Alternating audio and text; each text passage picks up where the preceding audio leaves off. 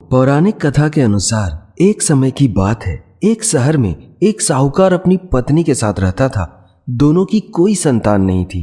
एक दिन साहूकार की पत्नी अपने पड़ोसन के घर गई, जहां वह संकष्टी चतुर्थी की पूजा कर रही थी एवं कथा को कह रही थी।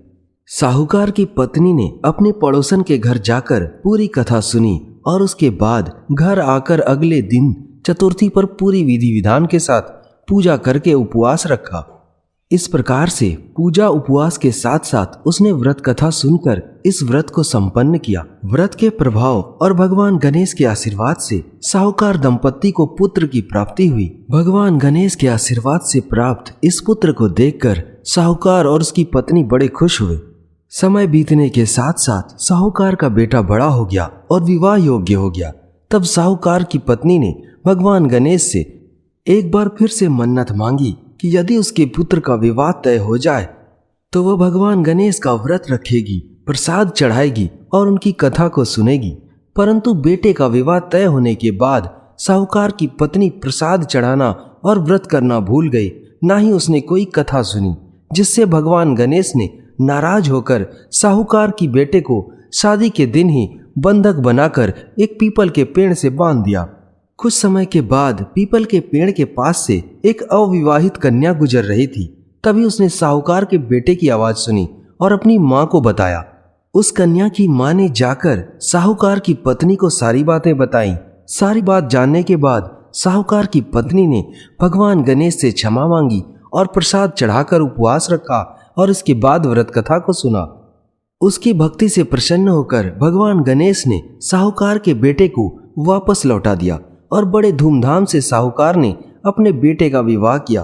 तभी से पूरे नगर में सभी लोग चतुर्थी का व्रत करने लगे और भगवान गणेश की उपासना करने लगे। सभी भक्तजन एक बार प्रेम से बोलें, गणपति गजानन भगवान की जय हो, ओम गणेशाय नमः। अगली कथा के अनुसार एक बार देवता कई विपदाओं में घिरे हुए थे। तब वह मदद मांगने के लिए भगवान शिव के पास गए। उस समय भगवान शिव माता पार्वती और अपने दोनों पुत्रों कार्तिकेय एवं गणेश जी के साथ बैठे हुए थे। देवताओं के कष्ट को सुनकर भगवान शिव ने अपने दोनों पुत्रों से पूछा कि तुम दोनों में से कौन देवताओं के कष्टों का निवारण कर सकता है। दोनों ही पुत्र इस कार्य को करने के लिए तुरंत ही तैयार हो गए और अपने आप को इस कार्य में सक्षम बताकर इस कार्य को करने की अनुमति मांगी।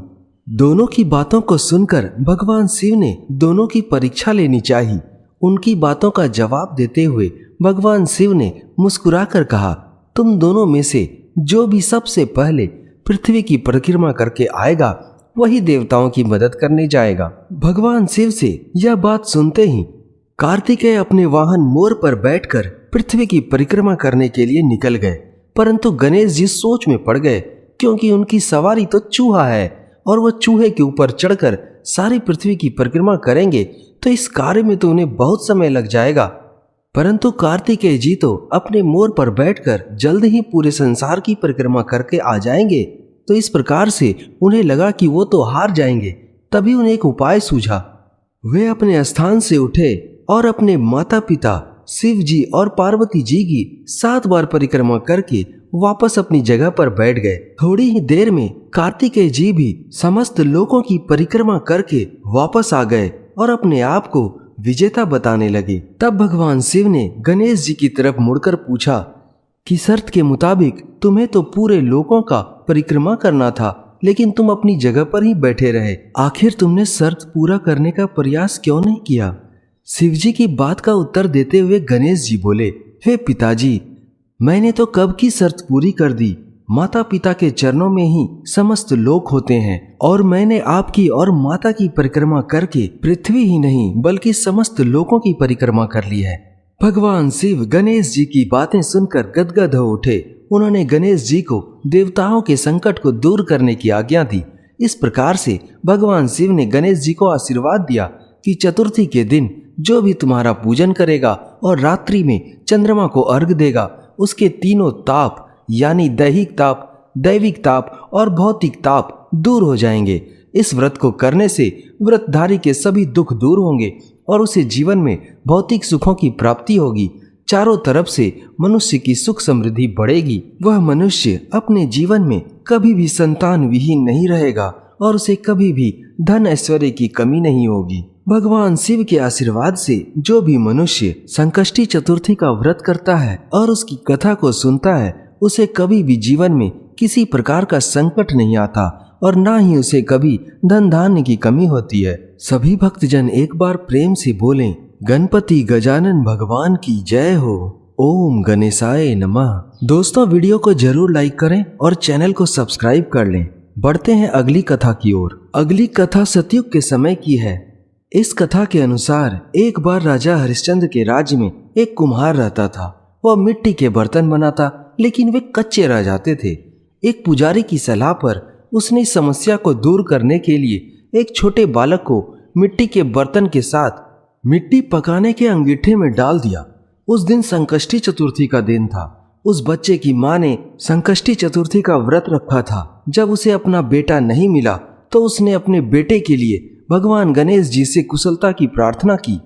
दूसरे दिन जब कुम्हार सोकर उठा तो उसे याद आया कि उसने बच्चे को भी बर्तनों के साथ अंगीठी में डाल दिया था। वह जल्दी से वहां पहुंचा तो उसने देखा उसकी अंगीठी में बर्तन तो पक गए थे, लेकिन बच्चे का बाल भी बांका नहीं हुआ था।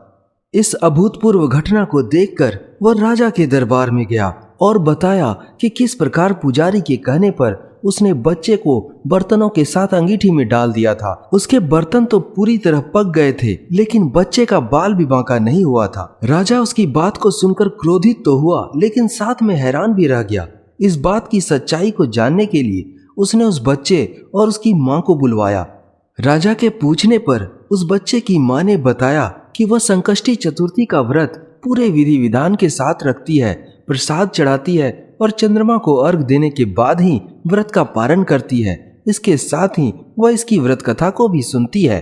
देखते ही देखते यह बात पूरे नगर में फैल गई और इस घटना के बाद से ही महिलाएं संतान और परिवार के सौभाग्य के लिए संकट चौथ का व्रत करने लगी। सभी भक्तजन एक बार प्रेम से बोलें, गणपति गजानन भगवान की जय हो। ओम गणेशाय नमः। दोस्तों, वीडियो को जरूर लाइक करें और चैनल को सब्सक्राइब कर लें। बढ़ते हैं अगली कथा की ओर। एक समय की बात है, भगवान विष्णु का विवाह लक्ष्मी जी के साथ तय हुआ था। विवाह की तैयारी होने लगी। सभी देवताओं को निमंत्रण भेजा गया, परंतु किसी कारणवश गणेश जी को निमंत्रण नहीं मिल पाया। जब भगवान विष्णु की बारात का जाने का समय हो गया, सभी देवता अपनी पत्नियों के साथ विवाह समारोह में आए। उन सब ने देखा कि गणेश जी कहीं दिखाई नहीं दे रहे हैं। तब वे आपस में चर्चा करने लगे कि क्या गणेश जी को निमंत्रण नहीं दिया गया है या स्वयं गणेश जी क्रुद्ध होकर नहीं आए हैं। सभी को इस बात पर आश्चर्य होने लगा। सबने विचार किया कि भगवान विष्णु से ही इसका कारण पूछा जाए। जब भगवान विष्णु से देवताओं ने इस बारे में पूछा, तब भगवान विष्णु ने कहा कि हमने गणेश जी के पिताजी भगवान भोलेनाथ महादेव को निमंत्रण भेजा था। चूंकि निमंत्रण हमेशा घर में सबसे बड़े को दिया जाता है, इसीलिए गणेश जी को अलग से निमंत्रण देने की कोई आवश्यकता नहीं थी। इसीलिए हमने गणेश जी को निमंत्रण नहीं दिया था। अगर वे आना चाहते तो वो अपने पिता के साथ ही आ जाते। और दूसरी बात है उनका भोजन। उनको 1.25 मन मूंग, 1.25 मन चावल, 1.25 मन घी और 1.25 मन लड्डू का भोजन दिन भर में चाहिए होता है। यदि गणेश जी नहीं आएंगे तो कोई बात नहीं है, क्योंकि दूसरे के घर जाकर इतना सारा खाना पीना अच्छा भी नहीं लगता। यह सब बातें चल ही रही थी कि किसी एक देवता ने सुझाव दिया कि यदि गणेश जी आ भी जाएं तो उनको द्वारपाल बनाकर बैठा देंगे, ताकि घर की रखवाली भी हो जाए और वो बारात में जा भी ना पाए। सब लोग इस सुझाव में हाँ मिलाने लगे तो विष्णु भगवान ने भी अपनी सहमति दे दी। होना क्या था, इतने में गणेश जी भी आ गए। सभी देवताओं ने उन्हें कहा कि आप तो चूहे पे बैठकर चलेंगे और आप जब इतने धीरे धीरे चलेंगे तो बारात से बहुत पीछे रह जाएंगे।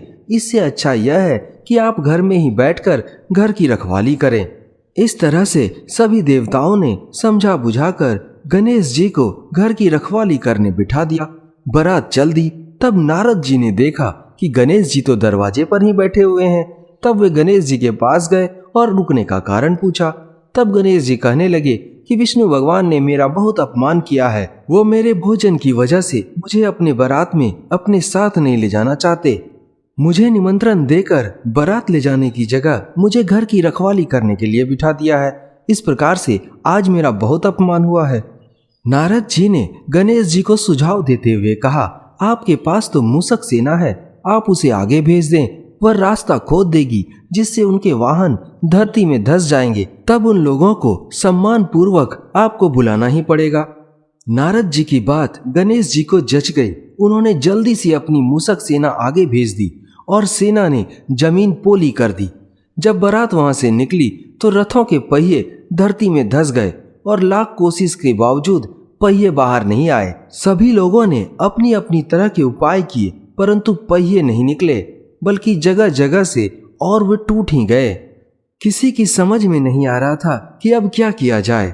तब नारद जी ने कहा, आप लोगों ने गणेश जी का अपमान करके अच्छा नहीं किया। यदि उन्हें मना कर लाया जाए तो आपका कार्य सिद्ध हो सकता है और यह संकट टल सकता है। नारद जी की बात सुनकर भगवान शंकर ने अपने दूत नंदी को जल्दी से भेजा और वे गणेश जी को लेकर आए। गणेश जी का खूब आदर सत्कार किया गया और सम्मान के साथ पूजा गया। तब कहीं रथ के पहिए बाहर निकले। रथ के पहिए बाहर तो निकल गए थे, परंतु वे बहुत टूट फूट गए थे, जिससे उस पर बारात ले जाना संभव नहीं था। तभी पास के खेत में एक खेतिहार काम कर रहा था। उसे बुलाया गया। उसने अपना कार्य करने से पहले श्री गणेशाय नमः कहकर गणेश जी की वंदना मन ही मन करने लगा और उसके बाद देखते ही देखते उसने सभी पहियों को ठीक कर दिया। उसके बाद वह खेतिहर कहने लगा, हे देवताओं, आपको सबसे पहले गणेश जी की पूजा करना चाहिए। आपने अवश्य ही उनकी पूजा नहीं की होगी, तभी तो आप पर यह संकट आया है। मैं तो अज्ञानी हूँ, मूर्ख हूँ, फिर भी सबसे पहले गणेश जी को पूजा किया और उनका ध्यान करता हूँ। आप लोग तो देवता गण हैं, फिर भी आप गणेश जी को कैसे भूल गए? अब आप लोग भगवान श्री गणेश की जय बोलें, तभी आगे कोई और संकट नहीं आएगा और आपके काम बनेंगे। इसके बाद सभी लोगों ने भगवान गणेश की स्तुति की और उनका जयकारा किया। इसके बाद बारात वहां से चल दी और विष्णु भगवान का लक्ष्मी जी के साथ विवाह भी बिना किसी संकट और बाधा के धूमधाम से संपन्न हो गया और सभी लोग सकुशल घर लौट आए। सभी भक्तजन प्रेम से बोलिए, गजानन भगवान की जय, संकट हरता भगवान गणेश की जय।